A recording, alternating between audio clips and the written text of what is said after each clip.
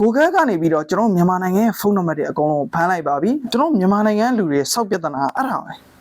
တခုခုပွဲဖြစ်ပြီဆိုတာနဲ့သတင်းအမှန်လားမသိသတင်းအမှားလားမသိရှောက်ပြန့်နေတာအခုလည်းကြည့်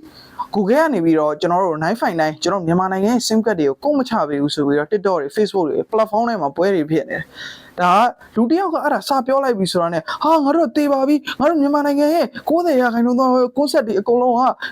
Google နဲ့တွားနေတာဘာဖြစ်ပါလဲညာဖြစ်ပါလဲအဲ့ဒါတတ်တာလားမသိတကယ်ဘန်းတာလားမသိ Google ကတကယ်ကြေညာတာလားမသိမကြေညာတာလားမသိကျွန်တော်ရှာကြည့်တာတော့အခုဒီဘာမှမတွေ့ဘာဆိုဘာမှမတွေ့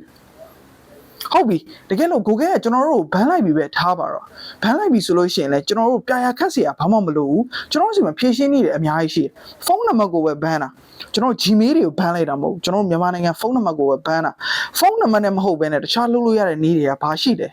ကျွန်တော်အဲ့ဒါတွေအရင်ဆုံးလေ့လာမှာတကယ်လို့အဲ့လိုဖြစ်သွားပြီဆိုလို့ရှိရင်ကျွန်တော်တို့လုပ်လို့ရတဲ့နည်းက Google Authenticator လို့ခေါ်တယ်အဲ့ app လေးရှိတယ်အဲ့ app လေးကဘယ်လိုသုံးလို့ရလဲဆိုရင်ကျွန်တော်တို့ဖုန်းနံပါတ်ကနေပြီးတော့ two step verification ခံတယ်မလားကျွန်တော်တို့ကတခုခုဆိုလို့ရှိရင်စိတ်ချရအောင် login ဝင်ပြီဆိုလို့ရှိရင်ကုတ်နဲ့တကွကျွန်တော်တို့ဖွင့်ဖို့တော့ကို two step ခံကြရတယ် safe ဖြစ်အောင်ဒီကောင်ကလည်းအဲ့လိုပဲဖုန်းနံပါတ်နေရာမှာ Google က Gmail ကိုအစားထိုးပြီးသုံးလိုက်တယ်လို့မျိုးပဲသုံးလို့ရတယ်အဲ့ app လေးကိုကျွန်တော်တို့အစားထိုးပြီးသုံးလို့ရတယ်ဘာမှပြရာခက်မလိုဘူး Google ကကျွန်တော်တို့အပီးဘန်းလိုက်တာလည်းဖြစ်ချင်းဖြစ်မယ်ဒါမှမဟုတ်ဘူးဆိုလို့ရှိရင် error တက်တာလည်းဖြစ်ချင်းဖြစ်ဘာမှပြရာခက်เสียမလိုဘူးကျွန်တော်တို့ဖြည့်ရှင်းနည်းတွေအများကြီးရှိတယ်တကယ်လို့ Gmail ကြီးကလုံးဝသုံးလို့မရတဲ့အခြေအနေထိရောက်လာပြီဆိုလို့ရှိရင်တော့ကျွန်တော်တို့စီမှာတခြားသုံးလို့ရတဲ့နည်းတွေအများကြီးရှိတခြားနည်းတွေအများကြီးရှိ Gmail တစ်ခုတည်းပဲရှိတာမဟုတ်ဘူးကျွန်တော်တို့ဒီမြန်မာနိုင်ငံလူတွေတော်တော်များများက Gmail သုံးနည်းပဲတည်နေလို့ဒါအဲ့လိုမျိုးဖြစ်နေတာတကယ်လို့ဒါဖြစ်ခဲ့တယ်ဆိုလို့ရှိရင်ဘယ်လိုပုံစံတွေလောက်အောင်မယ်ဘယ်လိုပုံစံလောက်အောင်မယ်ဆိုတာကိုလည်းထပ်ပြီးတော့ဗီဒီယိုနဲ့တော့ရှင်းပြပေးသွားမှာဖြစ်ပါတယ်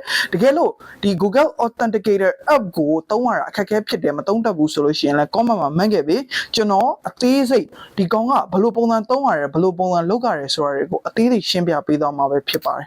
โอเคပါဗီဒီယိုလေးကိုဆုံးဖြတ်ကြည့်ပြီးတော့ကျေးဇူးတင်ပါတယ်ပြရာခတ်မနေကြပါနဲ့လို့ပဲမှားချင်ပါတယ်ကျွန်တော်က MC ပဲဖြစ်ပါတယ်တခြားဗီဒီယိုတွေကြည့်ဖို့အတွက်လည်း channel လေးကို follow လုပ်ခဲ့ပေးပါအားလုံးကိုကျေးဇူးတင်ပါတယ်